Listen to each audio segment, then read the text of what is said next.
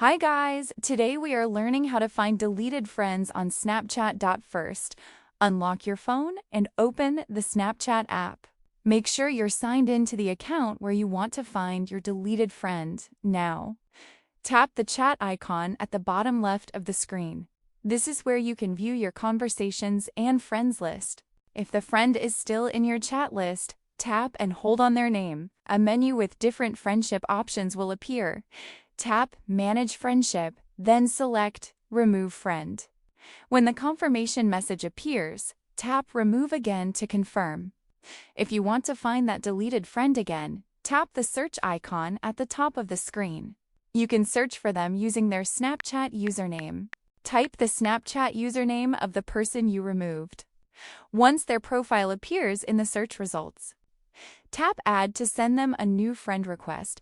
And that's how you can easily find and add back a deleted friend on Snapchat. If this video helped you, make sure to subscribe and comment below for more simple tutorials.